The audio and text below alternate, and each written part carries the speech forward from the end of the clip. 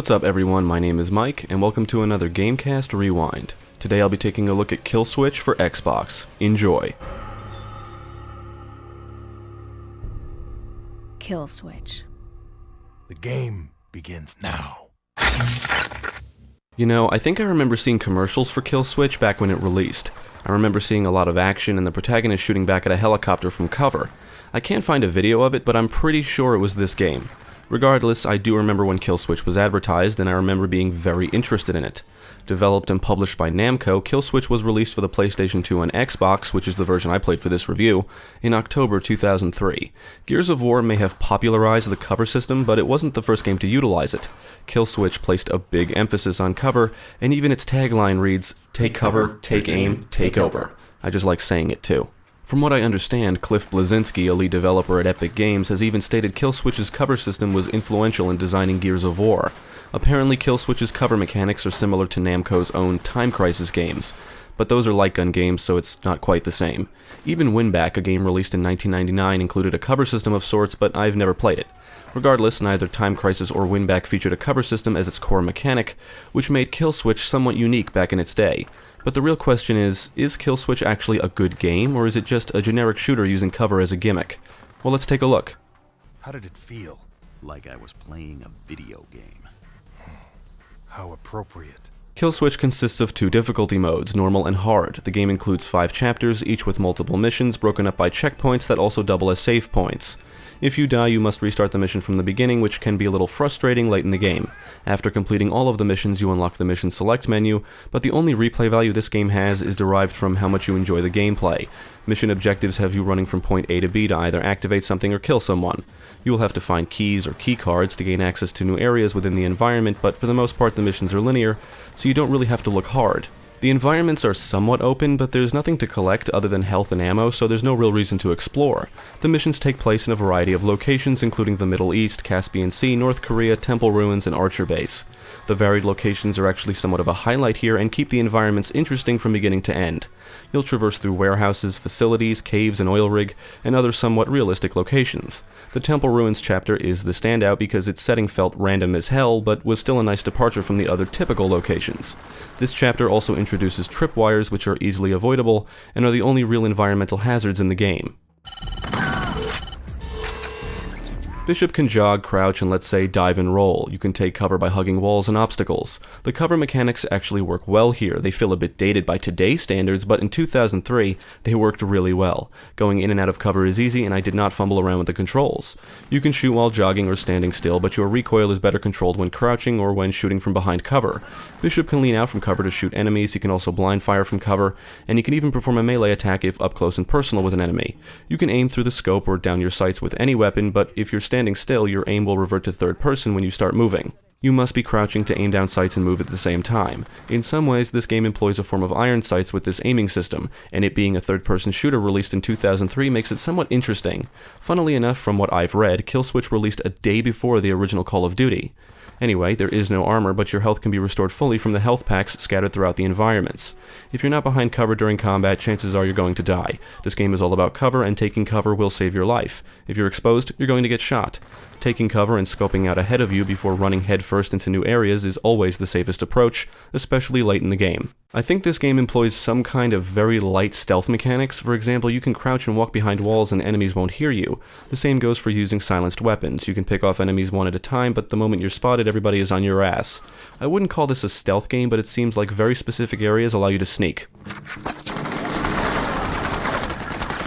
I actually love the arsenal here, just the variety of guns. You've got an M4 complete with a grenade launcher, an AK-47, AKU, HK5, M249, M1, M203 shotgun, and even grenades like frag grenades, flash grenades, and sticky grenades.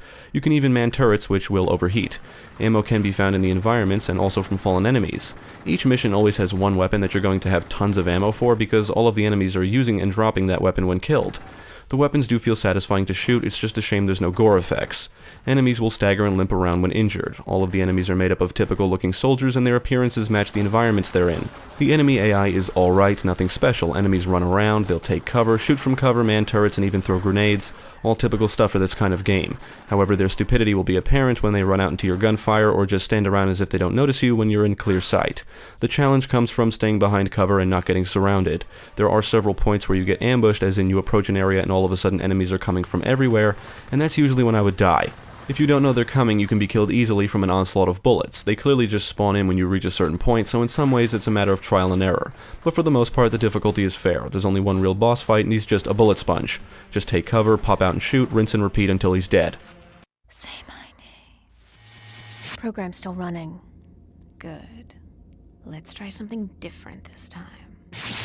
Initiating data stream. The story in Kill Switch is terrible. I think the premise is interesting, but it's not executed well at all. The characters lack depth, the voice acting is atrocious, and the writing leaves a lot to be desired. Even after beating the game, I still wasn't clear as to what the hell just happened story-wise, so I had to look up a summary. You play as Nick Bishop, and he's some kind of super soldier controlled via direct neural connection by somebody known as Controller. The Controller has you completing a series of missions that are meant to cause war. There's another antagonist known as Archer who wants to profit from the technology used to control Bishop. The whole thing is ridiculous. Throughout the story, Bishop's fragmented memories of a woman seep through, and there's somewhat of a twist later on in the story, but it's predictable and the forced emotional elements are laughably bad. I think the game is trying to convey this feeling of a futuristic and high-tech world, but it just isn't happening. It feels more like a stylized military shooter than anything else. I also want to mention that this game is extremely short. I think I beat it in about 4 hours.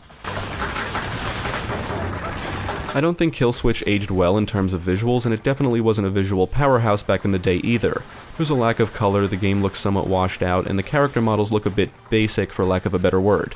Many of the environments look bland, lack detail, and contain objects obviously meant to be used as cover, especially in the Middle East missions. It just doesn't look natural at times. The death animations are scripted, and I think actual gore effects would have really made the combat more enjoyable. I do like how weapon muzzle flashes light up dark areas, specifically in the Temple Ruins missions. As for the audio, the music consists of rock and electronic tracks. Some songs are more memorable than others, and the music score does give off some cinematic vibes here and there. Most of the weapons sound pretty good, others not so much, like the M4 for example, which just sounds off. But for the most part, they all sound powerful. When talking about the technical aspects, the game ran fine. I did notice the frame rate dip when things got really hectic, but I didn't notice any real glitches or bugs. I would say the overall presentation is decent. It looks bland, sounds pretty good, and runs pretty smoothly.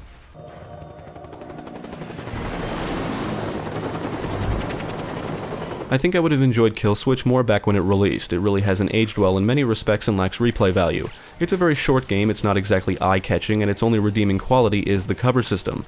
But I did enjoy it for the most part. I'll admit, without the cover system, this would be a very generic shooter. Still, the cover system works well, and I remember the concept intriguing me back in the day. Many games up to this point just had you running and gunning, taking bullets to the face, and moving behind walls and structures to avoid getting shot. That was the cover system. Kill Switch implemented a system where you need to utilize cover to survive, and the idea of shooting from cover and blind firing was all my teenage brain needed to get me excited back then. There's been far superior games since then that implemented the cover system much better, but this game has always been on my list to try, and now I can say I finally did. And I enjoyed it.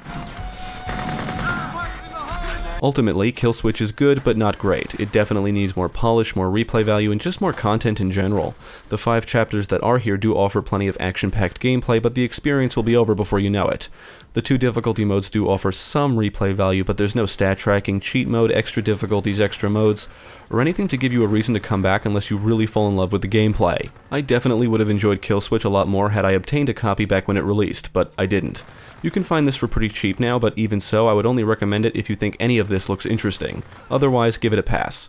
What is here is fun, but the lack of content is really what brings it down. With that said, there's far better action games for the Xbox and PS2 that released during that era. So this is how the game ends? No, it ends. Thanks for tuning in. I hope this video proved helpful. Stick with GameCast for more quality content, including the latest gaming news, podcasts, let's plays, and even more reviews. Be sure to check out my channel, Gaming Pastime, for new game reviews released every week. My name is Mike, and I thank you for watching. Bishop. Bishop. Are you there? I'm here, Duchess.